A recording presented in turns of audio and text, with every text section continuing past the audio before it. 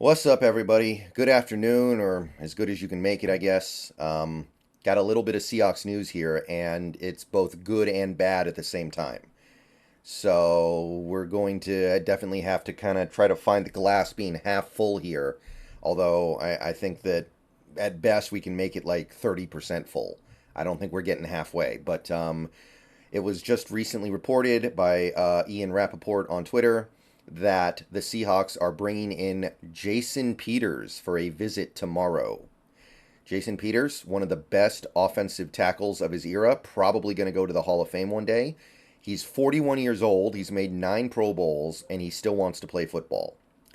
So, on the one hand, that means we're taking this seriously. That means we realize that Stone Forsythe is not going to cut it as a starter, and we're trying to bring in somebody who would be at least a little bit more playable.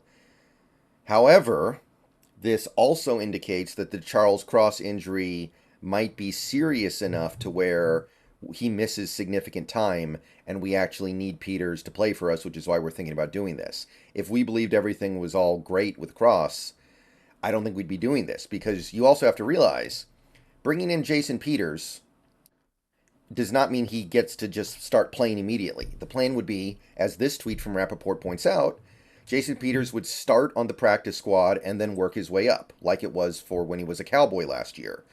So he would probably have to hang out on the practice squad for a little while and then get bumped up to the active roster if he proves that he can physically hang. So this is a longer term move, and it indicates that we think it's very possible that Cross is not able to play effectively even a few weeks down the line. So that does not bode well for Cross's season this year. This is, to me, indicative of some long-term fears. And by long-term, I don't mean past this season, of course, but I mean this season as it goes. And while I think Jason Peters would be better than Stone Forsythe at left tackle, I also have to acknowledge the fact that he is 41 years old and has been barely in the league for a couple years now. So I wouldn't sit here and act like Jason Peters is going to be some savior and be some amazing left tackle for us. That's just not realistic. That's not realistic. Like if this team announced this week that they were going to bring in, I don't know, frickin' Lawrence Taylor, you wouldn't to get that excited about that, right? Because he's old. I know Jason Peters isn't that old, but there's a reason why this guy kind of hangs out on the fringe of the NFL every offseason. He doesn't have what he used to have. But at least we're taking this seriously. At least we're trying to do something. This is probably the best thing we can do in this situation, but really, we need Cross to be healthy.